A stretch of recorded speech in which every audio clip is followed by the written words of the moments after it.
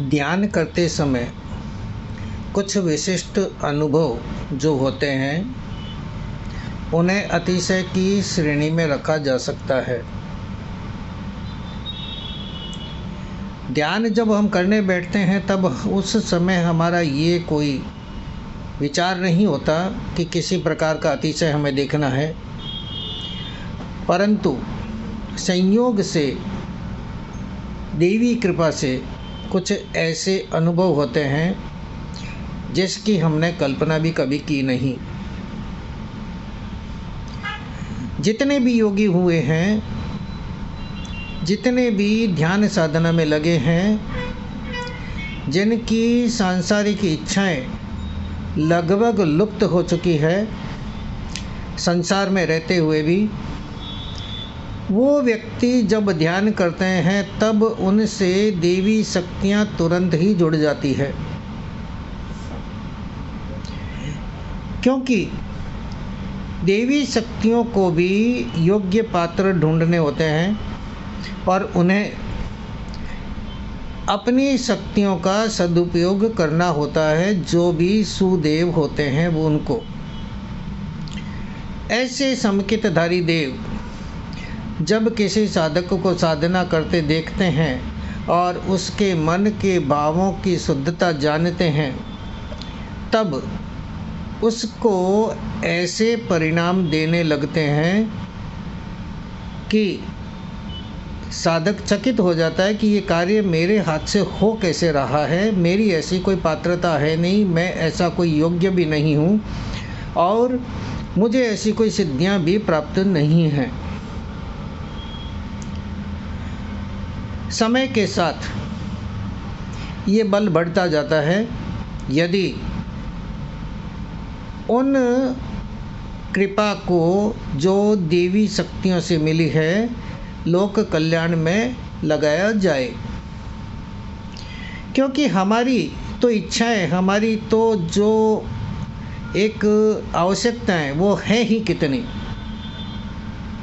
अकेले आदमी की आवश्यकताएं कितनी होगी, एक परिवार की आवश्यकताएं होकर कितनी होगी। क्योंकि आध्यात्मिक शक्तियाँ ऐसी है जो साधक को जो इच्छित हो वो उसे प्राप्त हो जाता है। कारण ये है कि यदि उसे इच्छित शक्तियाँ प्राप्त हो जाए,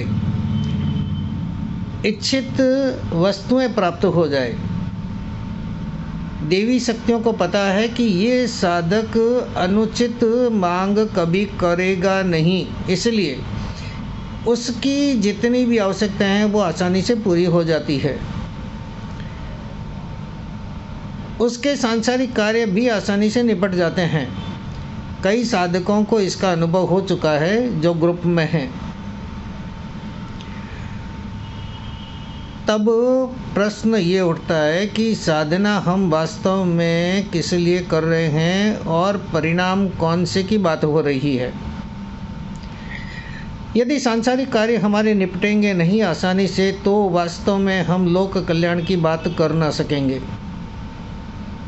इसलिए पहले अपने कार्य निपटने जरूरी हैं। यदि अपने ही कार्य ना निपटे हों तो लोक धारणा भी ये बनेगी कि इसके कार्य ही नहीं निपट रहे तो दूसरों के तो क्या निपटेंगे। कई बार ऐसी बातें देखने में आती है कि कुछ तीर्थों के कार्य वर्षों से अटके पड़े हैं। उसमें सबसे बड़ा दोष ये है कि जो बनवा रहे हैं, चाहे वो ट्रस्टी हो चाहे कोई और हो, उन्हें अपने नाम की पड़ी है कि ये तीर्थ बन जाए तो हमारा खूब बड़ा नाम होगा। और ये मिथ्यात्व है। समकितधारी देव उनकी कोई भी सहायता इस कार्य में करते नहीं, भले फिर वो तीर्थ निर्माण ही क्यों न हो। इस बात को बड़े गौर से समझना। एक धर्म से संबंधित कार्य भी मिथ्यात्व होता है जब हम उससे अपना लौकिक स्वार्थ साधने की चेष्टा करते हैं कि हमारा नाम हो जाए। तो तीर्थ की तो भक्ति कहाँ हुई। और तीर्थ की भक्ति नहीं हुई तो मिथ्यात्व ही हुआ। भले इसमें कोई भी जुड़े हुए हों, बहुत बड़े नाम वाले कोई व्यक्ति जुड़े हों जो धर्म के धुरंधर गिने जाते हों, फिर भी उनका यदि ये कार्य नहीं होता है तो इसका अर्थ ये है कि वास्तव में उनके मन में अरिहंत के प्रति भक्ति नहीं है, अरिहंत की महिमा के प्रति उन्हें विश्वास नहीं है, उन्हें अपने नाम की पड़ी है, इसीलिए उनके कार्य वो जो हाथ में लिए हैं वो पूर्ण हो नहीं पा रहे। साधना अंतर की होती है, आत्मा की शक्ति, स्वयं की आत्मा की शक्ति साधना से खिलती है और उसके साथ में दूसरी वैसी ही शक्तियाँ जुड़ती जाती है, तो वो मल्टीपल अपने आप होती जाती है। इसलिए वो कार्य जो कठिन भी दिखते हैं वो सरलता से सिद्ध हो जाते हैं। ये है साधना का परिणाम।